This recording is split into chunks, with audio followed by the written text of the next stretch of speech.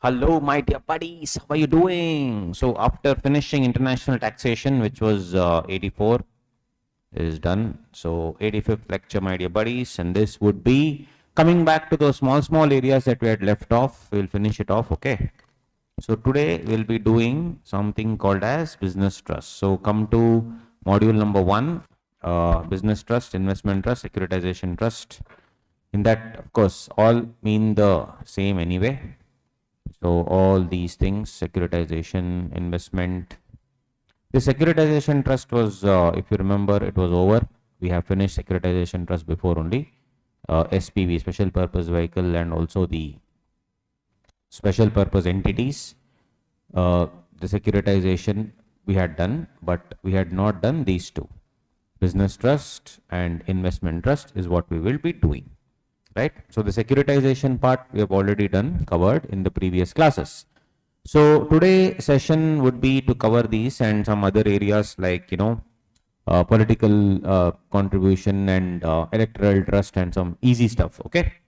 This is also very easy. So we just had the, small things to finish it off. So let's, in the next few classes, let's wind up DT. Okay. DT, international tax, will finish it off.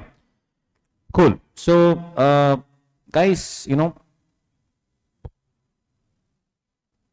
this is called as real estate investment trust and normal investment trust. It's simply called as REIT and InvIT. These are the two things that we need to just know before we start off. Cool. So if you know, Thailand is one of the smaller islands, and it is actually the 4th largest tech hub in the world, right? So there are many things that they do, and of course one more would be Singapore. So there was a professor in the University of Singapore who wrote a concept paper in financial management. He said that something called as, you should create something called as a business trust. And this plan of him was implemented eventually by creating something called as real estate investment trust and also InvIT. InvIT means infrastructure investment fund. So infrastructure investment fund and real estate investment fund is what we are going to discuss today. So basically there is a company called Blackstone, which is probably one of the largest real estate investment trusts in the world. So basically guys, essentially the concept is very simple. Let's say if you have a mall, Rajinikanth Mall, Rajini Mall, let's assume. If you have a mall called Rajini Mall, right, what will you do? There will be, let's say, share capital of around maybe 10 crore, right? And of course, it would be bank 10 crore. And you don't have money now, you need a loan to buy the mall, etc. So you take a loan of, let's say, around 290 crores. Correct. And you would, of course, purchase a mall. And this money you will obviously utilize. You will purchase a mall worth 300 crores. This is your simple balance sheet. And what is your revenue model? Of course, you would obviously have the asset. You would have the asset with you, that is the mall.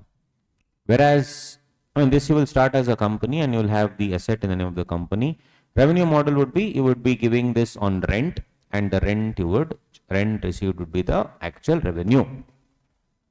Now this guy, Singapore, a professor who wrote the concept of business trust, he said, why not change the way things are done? How to change the way things are done? He said, do one thing. Create a real estate investment trust, which is actually in India, many real estate investment trusts are there, guys. So if you just do if you just search here, people are asking so many things, which are the 3 REITs in India. Though this was a December 22 listing, it's many months ago, but still you see 3 REITs. Mindspace Business Parks REIT, Brookfield India Real Estate Trust REIT, Embassy Office Parks REIT. So already the concept of REIT is, increasing a lot in our country. So what does this REIT, Real Estate Investment Trust, do? So basically, as I told you, this real estate investment trust Let's say it is owned, I mean, the mall is owned by Rajni Mall. For example, Lulu Mall is there, one of the largest in Asia. Definitely one of the largest in India. But of course, if you compare it with Dubai, the Emirates, etc., there are many other malls there. But of course, one of the largest in Asia and definitely one of the largest in India. Lulu Mall, which is there in Kochi, and then later they have also have other malls, similar malls. In Bangalore also they have opened quite some time ago. So if you see, these are all the things, right? So what does this it do, guys? So very simple. So if you see, just understand the concept quickly, then we'll do the other things are very easy. Only the concept is the most important thing. So REIT, what it does is, let us say this guy will have a company, right? Rajni Mall. Rajni Mall will be in the name of the company. Let's say Rajni Limited. So this REIT will now, what do you say, buy shares from Mr. Rajni, who, like Rajni will have shares of Rajni Limited, maybe 60%, 70%, 100%. So from this guy, REIT will buy shares. So basically the shares of Rajni Limited will now be owned by this REIT. And in exchange, REIT will give units. Will issue units worth, what do you say? He wants 300 crore, like units worth 300 crore. So basically, it's not liquid still. Think about it. Mr. Rajni, for him, it is still not liquid. He has 300 crore worth of, the units. That units, of course, you can sell whenever you want, and this REIT would be listed in the stock exchange. It may be listed, may not be listed. Now unlisted REITs are also coming. So basically now for Rajni Mall, there will be an agreement. See, the thing is, the best part of the story is he already would have given the mall to others. Would there be any change in the agreements between Rajni Limited and the, tenants? No, because here the ownership or the control of Rajni Limited is being transferred. But the agreement will be in the name of Rajni Limited anyway, that is Rajni Mall. So basically, the agreement will not change, just the ownership will change. So all the agreements with all the owners, tenants will be intact. Just that the ownership will shift from, ownership of the mall will shift from one guy to the REIT now. Very, very simple. And this Rajni Limited is now called as a SPV, Special Purpose Vehicle. SPV, Special Purpose Vehicle. And Mr. Rajni will be called as a sponsor. So the sponsor now has sold all his shares to the REIT. Sold all his shares to REIT. Now, for example, Mr. Rajni would have bought these shares in, let's say, 2018 or some 2008 he would have bought. Whereas, when were the units allotted to him? Units were allotted to him in 2023, assume. For how many crores? 300 crores. Basically, that's the value of the mall, 300 crores. So I have reimbursed that money to him in the form of units, though, mind you. Is there any realization? No realization. No realization. That's the reason, guys. Even capital gain, they have exempted under 47(17). Under 47(17), the capital gain is also exempt. Period of holding would be not in 2023. It is from the original, that is from 2008 itself. And let us say he had invested 10 crore. Share capital here, remember 10 crore I had showed you in this. So the period of holding is the 2008 and the cost of acquisition for this Mr. Rajni would be 10 CR. So the capital gain of this transfer also, exchange also would be exempt. It would be exempt. Now this is what REIT will do. Now the best part is REIT already has the asset in its hand now, and REIT can easily now all the income it will earn on it. Whatever income the tenants are giving, REIT will earn the same.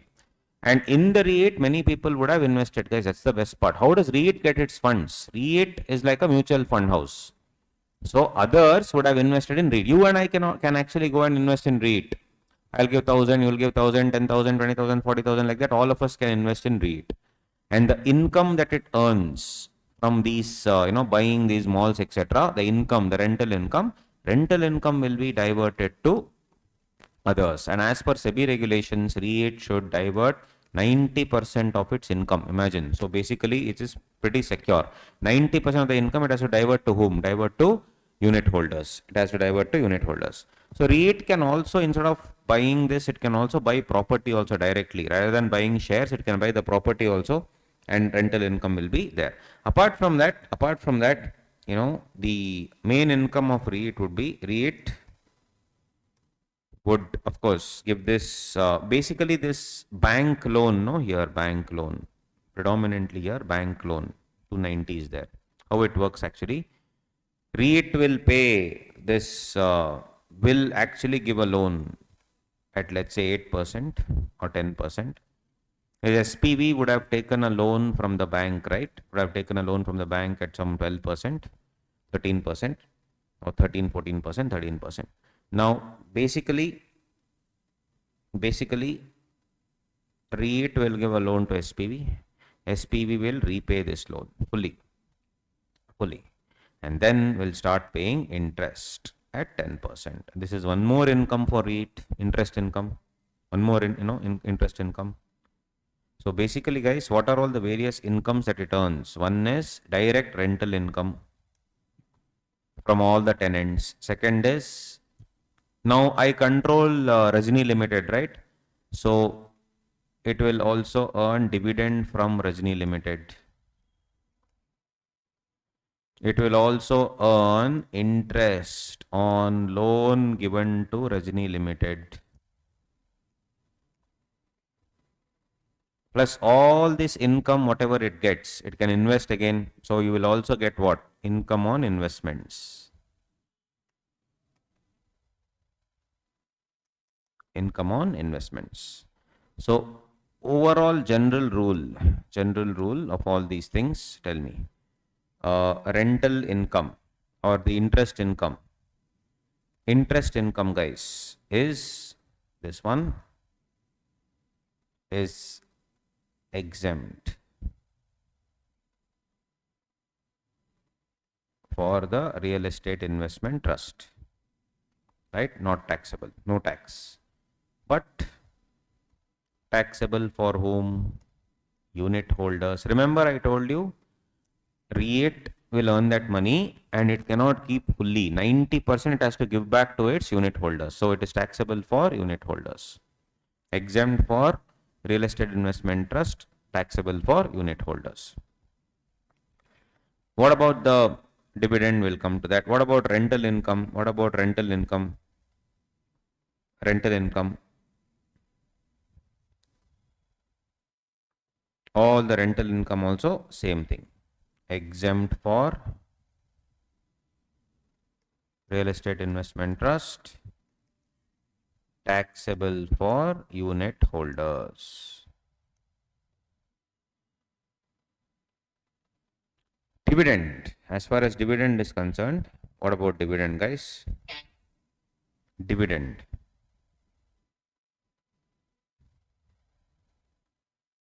For exempt for real estate investment trust, that is exempt. But for unit holders, it is exempt. It is exempt if SPV, that is Rajani Limited, does not opt for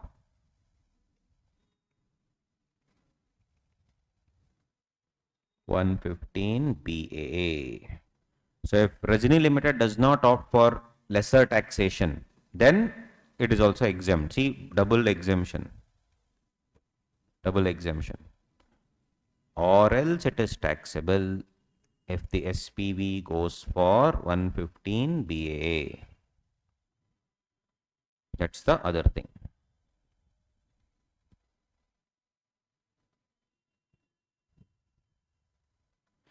All other income, guys, income on investment and other income.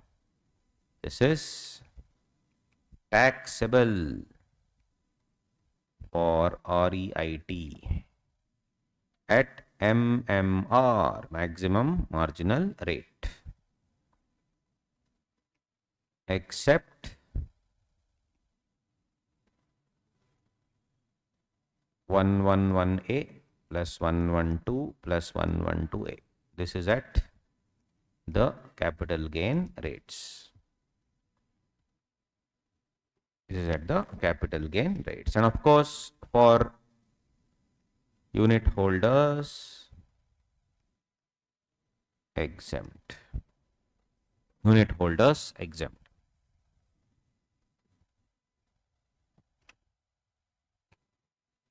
So since this income is exempt, no TDS also.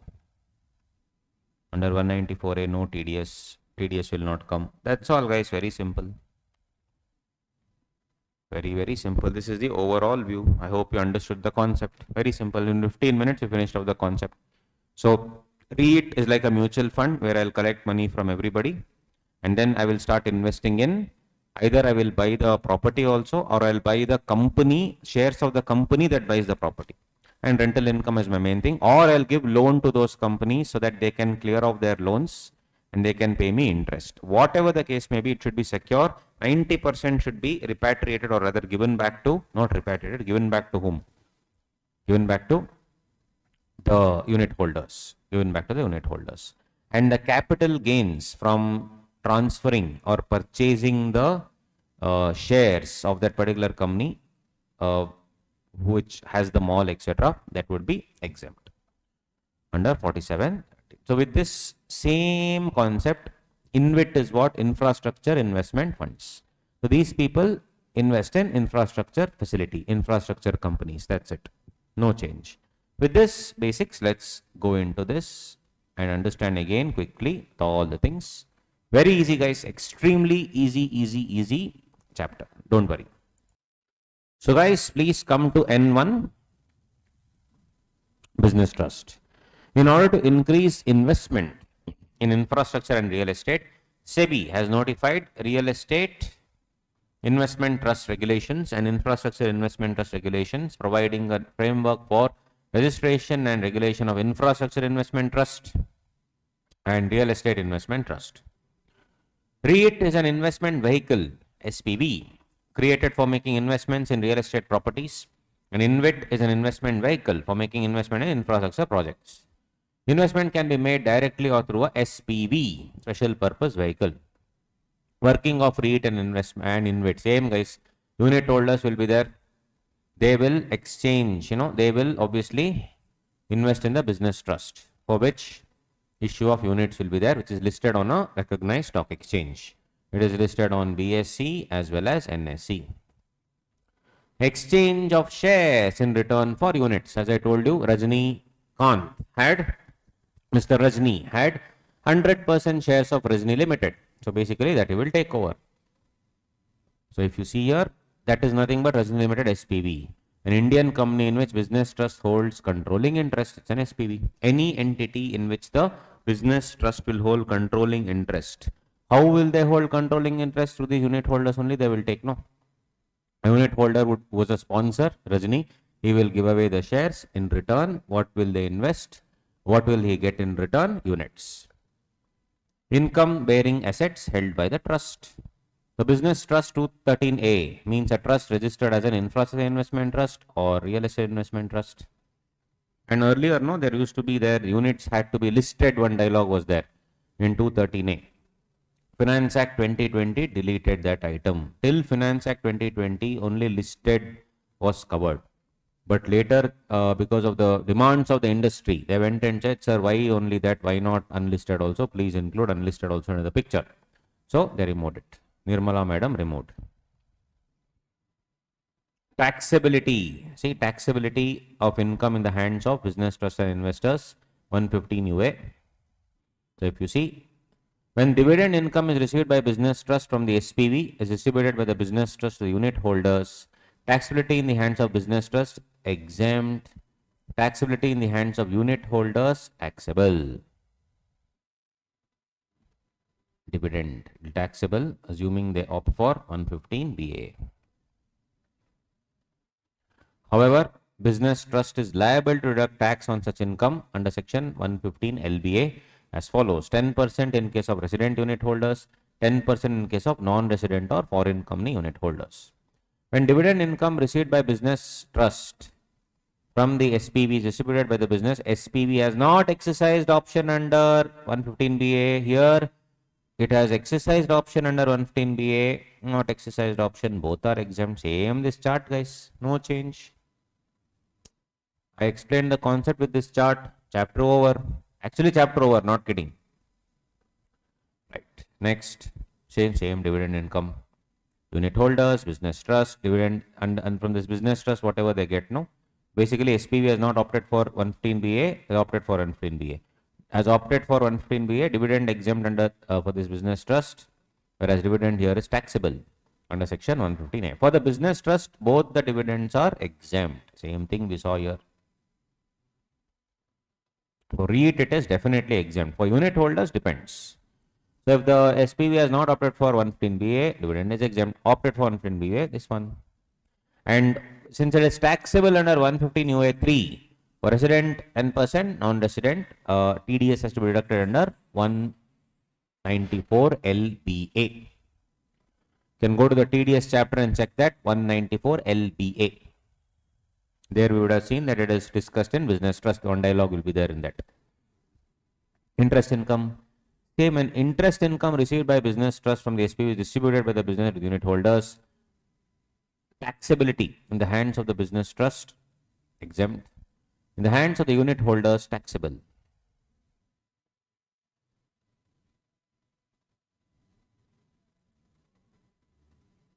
This one. Taxable. How much? Same. 10% for residents, 5% for non-residents. 5% for non-residents.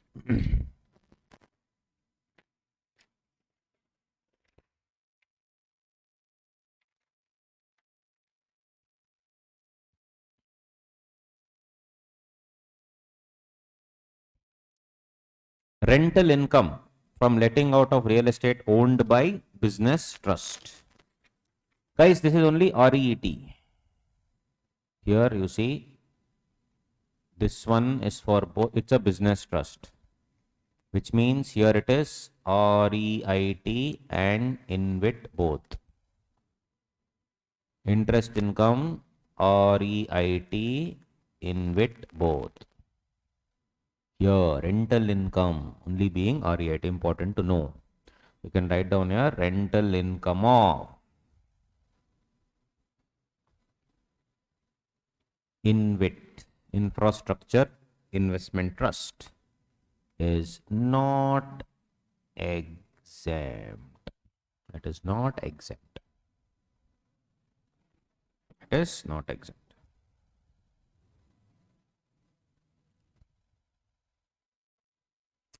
But for rental income from letting out of real estate owned by business trust, yes, owned by business. So I can buy also, I told you. Taxable in the hands of business trust, exempt in the hands of unit holders, taxable. 10% in case of resident unit holders. At the rates in force in case of non-resident or foreign company holders. At the rates in force. At the rates in force.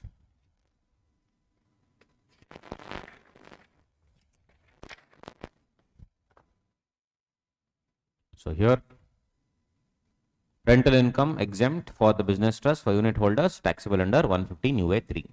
10% for residents, non-residents, rates in force. Capital gains on the disposal of assets by business trust. Business trust will hold some assets which sells. Yes, as I told you here, except 111A, 112, 112A, other income is MMR, these will be at the CG rates. LTCG tax at 112A or 112, STCG tax at 111A. Unit holders exempt. When here you are taxing, here it is exempt. Other income, I told you it is taxable at MMR for business trust. For others, exempt. Same. Any income distributed by a business trust to unit holders will be deemed to be the same nature and proportion in the hands of the unit holder as it has been received by the business trust. So whatever nature of income this business trust will have, if it is PGBP, PGBP, IFOS, IFOS, same thing. Person responsible for crediting and making payment of undistributed income on behalf of business trust shall be furnished a statement in 64B. on or before 30th June of every assessment year. 64A to be furnished jurisdictional principal commissioner duly verified by CA. Business trust is mandatorily required to furnish return of income or loss under 139 4E. We have seen this. Investment funds, same thing, guys. Any fund established in India in the form of a trust or a company or limited liability company, which has what? Category 1 or category 2 alternate. We had seen this in international taxation already. There they do category 3 also, if you remember. Category 3 is your money market instruments. So this also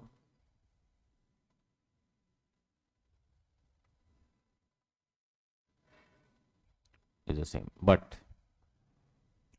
loss incurred by the investment. So any other income, it's the same here. Income from PGBP taxable at the following rates for investment funds. Basically here, unit holder invest in the investment fund, category 1, category 2, and the money will be distributed here. PGBP for company 30% and 25% as the case may be, firm, and for others it is MMR.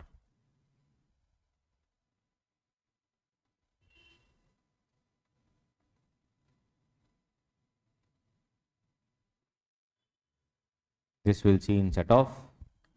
Taxability in the hands of all unit holders. Income from PGBP is exempt. Any other income is taxable. Resident unit holder is 10%. Others at the rates in force. Same thing. PGBP is exempt, guys. Other income taxable under section 115 UB at normal rates only. Same. Here LBB will be taken. Resident it is 10%. Non-resident at the rates in force. All other income other than the income from PGBP will be exempt in the hands of investment fund. Tax rates for PGBP, company, firm, LLP 30%, others at MMR. Whereas other income is exempt under section 1023 FPA. Same nature and proportion, same thing. Securitization funds already done. So that same proportion and nature is there. No, we'll probably take an example to understand. So that what do you mean by in the hands of unit holder, whether it is real estate or whatever it is, how much will it be? What do you mean by that same proportion? That one example we can take. Because if for the main person, if it is PGBP, here also it will be PGBP. So basically, let's say this is the earnings of the investment fund or the REIT. They earned 4 crore towards rent. They earned 2 crore interest from SPV. They earned 3 crore, that is dividend of SPV, from SPV, 1 crore LTCG. So basically, if you see, guys, rental income for REIT, this is exempt, interest SPV exempt, dividend exempt, LTCG taxable.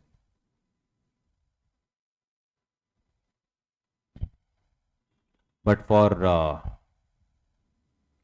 dividend SPV, assuming, he has not opted for 115 BA. For the unit holder, by that logic, for the unit holder, this is what? Rent will be taxable. Interest from SPV taxable. This will be exempt, double exemption, whereas this will be exempt. So overall it is what? 4, 5, 6, 7, 8, 9, 10 crores. 10 crores. What do you mean by same proportion? What do you mean by same proportion? It means these two things are taxable, no? So for the unit holder, let us say your unit holder who has earned 50,000 from the REIT, overall earnings is so much. So when you are computing tax, and the tax is only for these two things, right? How will you compute? This is 4 out of 10 crore is attributable to rent, and overall is 50,000. So 4 by 10 into 50,000. So my dear friends, 20,000 rupees will be treated as PGBP income of the unit holder. Why? Same is for here also. Rental income is PGBP, right? It is obviously PGBP. It's not income from house property. It is their business. There was one Supreme Court judgment, Chennai Properties. They told, depending on the nature, your nature here is obviously to do business, not income from house property. So basically, it's taken as, so for your whoever unit holder also it is PGBP. Then remaining this one, if you see, interest from SPV is also obviously IFOS. So here it is 2 out of 10 into 50K, 10,000. 10,000 would be what? IFOS. IFOS. That's all there is to it. Very, very simple.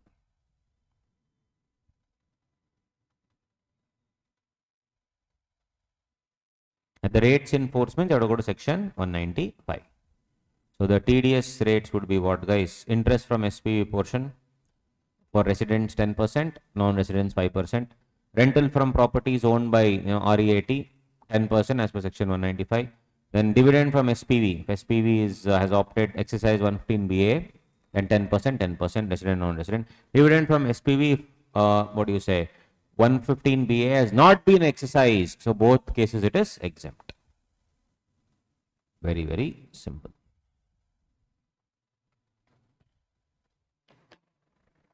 So that's about it. Nothing much in this, guys. Very simple. So it's all about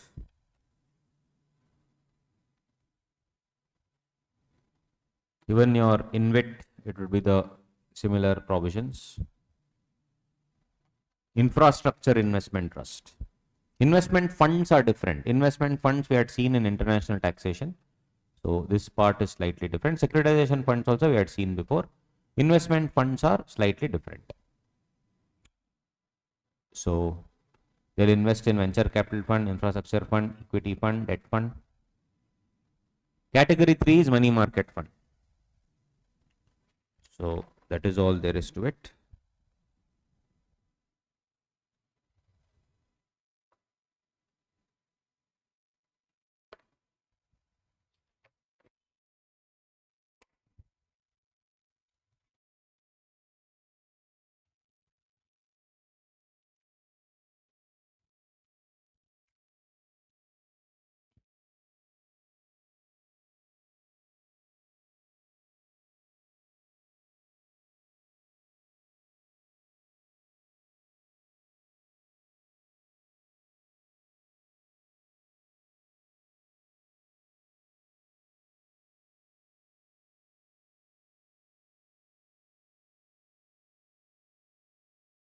This will seem set off and carry forward of losses, no problem, easy.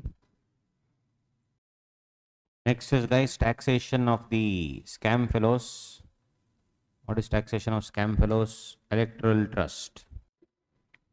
Point number M, page number M, very easy. So political parties. So guys, in Companies Act, I've already discussed this in, what do you say? Contribution to CSR and all that. We have discussed this. So political trust, political electoral trust and political parties, etc. Under section 182 of the Companies Act in 1956, the relevant section, that was 292A at the time, section number you leave, that time you could only give 5% to a political party or anybody with political affiliation. Later in the year 2013, this was changed to 7.5%. Then in the year 2017 again, because the elections were coming near, this also was removed and they said any amount can be given to a political party, but cash not allowed. Only through bank. Cash not allowed at all. Companies is for company. Individuals can give, companies. But they came out with the electoral bond scheme. In electoral bond scheme, I can go to any bank, let's say SBI, give let's say 1,000 crore. I'm just giving an example and take bonds. These bonds are like DD, demand draft. Basically, I can distribute to anybody I want, or it's like normal, sweets. I can give it to anybody I want. When I give it to anybody I want, in my books of accounts or in my, what do you say, balance sheet P&L, I will not disclose to whom I am giving. I'll just disclose that, look, bro, I bought 1,000 crore worth of electoral bonds, and then I can distribute to anybody. And this anybody, when he is receiving, is it anonymous for that person? Yes. So it's called electoral bond scam. Sorry, scheme. You know what is scheme, what is scam, right? And it was not a slip of tongue. Anyway, so political party, the receiver, how much you can get, any amount, let's see. Political party section 13A, sorry. Political party is eligible for exemption for income from house property, capital gains, other sources and income by way of voluntary contribution. Exemption is, but political party, they have to pay tax for what? House property, capital gain, other sources and income by voluntary contribution. Voluntary contribution means donation. But PGBP income is taxable. One question they asked in the exam that the political party had a canteen and they were running the canteen and they were getting money. So that was obviously business. So business income is taxable, guys. Other things are exempt. Political party must be registered under the Representations of the People Act. Has to maintain books of account and other documents. A record of voluntary contribution excess of 20,000 including name and address. Excess of 20,000, name and address and all you have to write. Donation exceeding 2,000 rupees shall be received only by account payee check. Otherwise, it is taxable. Accounts of the political party to be audited by CA furnishing return. Maintenance is not necessary if the donation is received via electoral bond. See, accounts also not need to be maintained. Maintenance of records not needed if it's electoral bond, I told you. If the treasurer of the political party fails to submit the report, then no exemption in this section will be available. Basically, you have to file one return. That's it. Same trust was one, and of course, if you pay in cash, if you link it to the giver under 80GGB, this is what we had discussed that day. There is no deduction available if paid in cash. No deduction available if paid in cash. Very, very simple.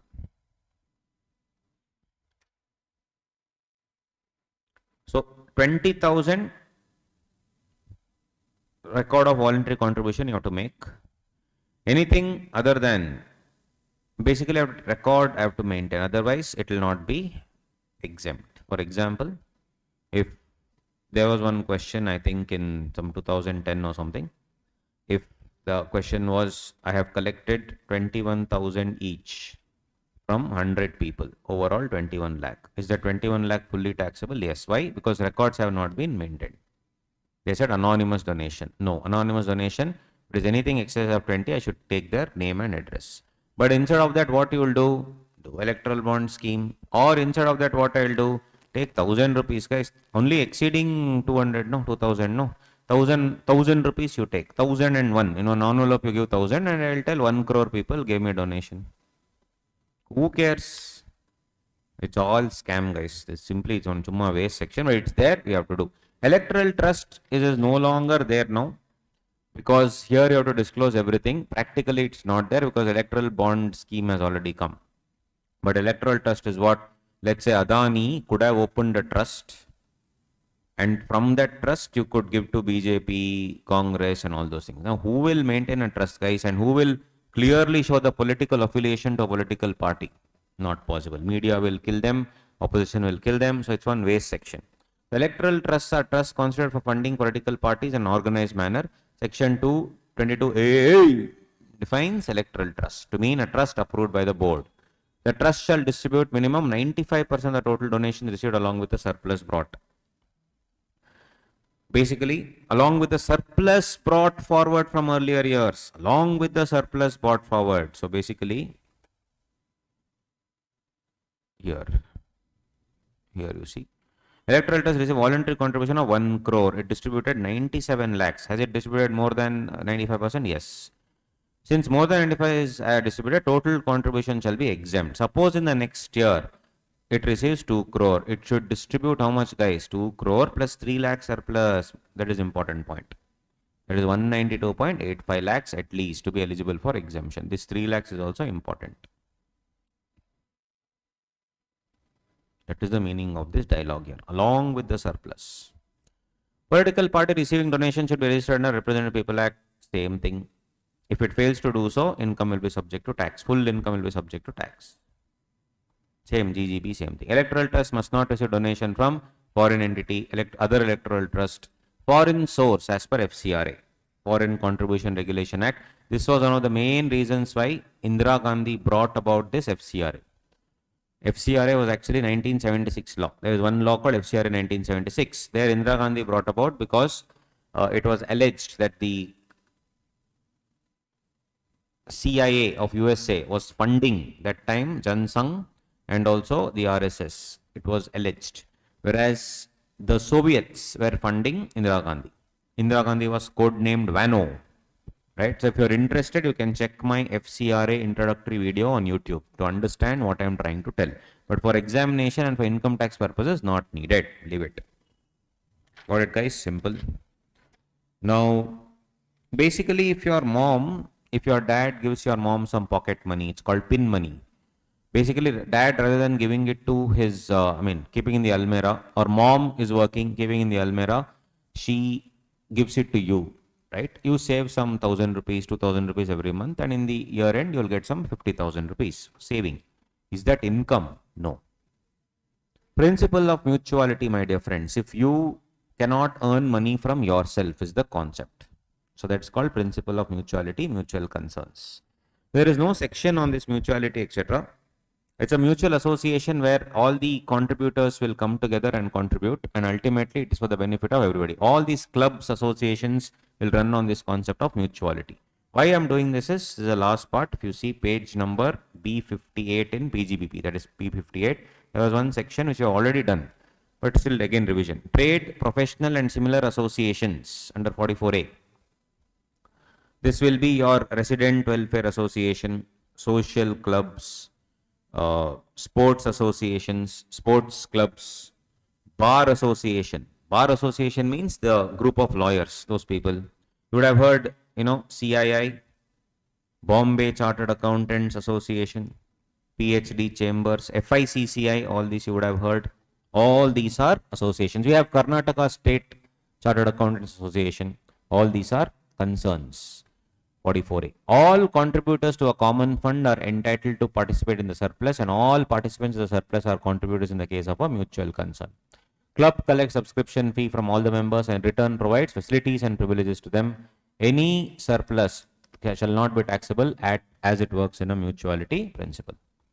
However, there is one section 44A, because of which, here 44A, this one. What does it say?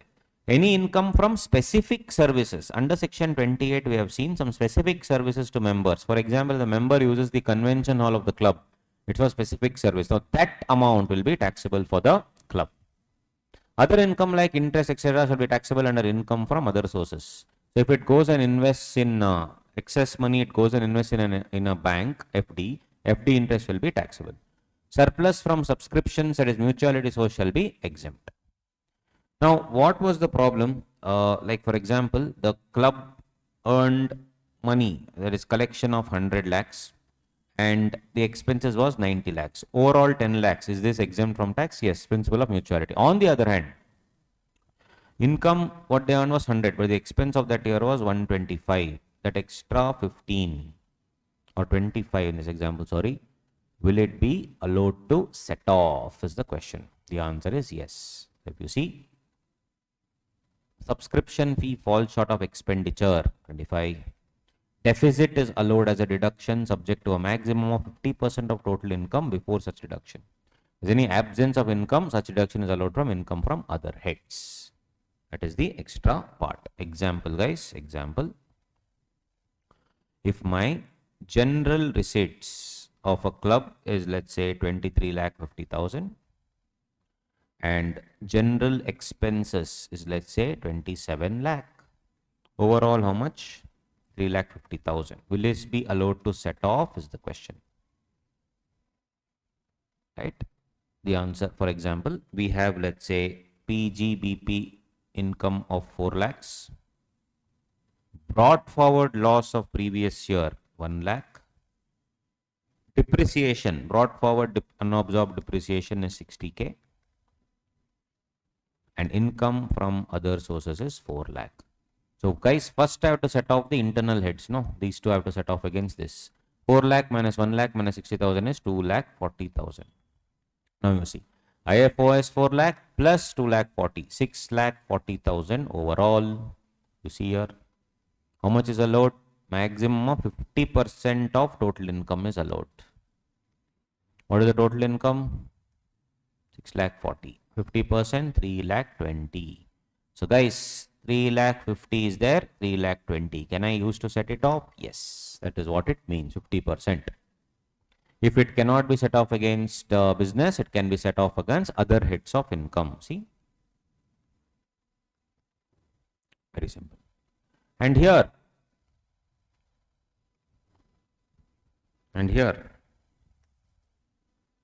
this extra 30,000, will it be carried forward? Definitely not. It will lapse. No carry forward benefit. It will 100% lapse. So in Bangalore, there's a very famous club called Bangalore Club. It requires almost some 30 years of waiting to be a member. Crazy. Bangalore Club.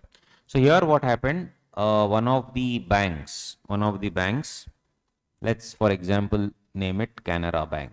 Canara Bank also was a customer, or let's say Citibank. Citibank was a customer of Bangalore Club, means corporate member. It was a member. So all the assistant general manager were getting benefits from Bangalore Club. Now this Bangalore Club, whatever excess money it got, it invested in all the banks as FD. ICAI Bank, SBI, HDFC, HSBC, and this Citibank also. Interest earned from these, obviously, are they taxable? Yes, we have already seen. But think about it. Interest earned from member. FD interest, they were earning some 6%. They were earning some 6%, right? 1 second. Interest, FD earned 6%. They went and told, this was actually a huge amount, some, 1 crore. They said this income of 6%, I will not pay tax. Why? Because I'm earning from the member. Fair enough. Went to Supreme Court, guys. Supreme Court, wonderful thing they said. Bro, income from member not allowed, I 100% agree. But this money that this Bangalore Club gives this money as FD, no, this they will give it as, various loans, etc. They will use that money. When they give you a loan, you are getting the 6%. They will earn 12%, 13%. So isn't it extra that they are earning? Yes. The bank, that is Bangalore Club, that bank, Citibank, who's a member of the club, is taking money from you and lending it to others at high rates. How can you say that he's not making anything? How can you say that it is mutuality? The mutuality link will cut here, is what they said. Good decision. Good decision. That's about it, guys. Very, very simple. As I told you, these are all some chilled out stuff left here, and nothing great. Very, very chilled out stuff. Not many things to do. So we'll easily finish it off. Okay. So on that note, let us wind up with this class. Simple. Going forward, all small things left. All major things over. So next class we'll start math. Math is also very easy. Oh, math, very difficult and all. Don't think, it's very, very easy. We'll finish that also. Okay. Take care, guys. Come on, up top. Awesome. See you.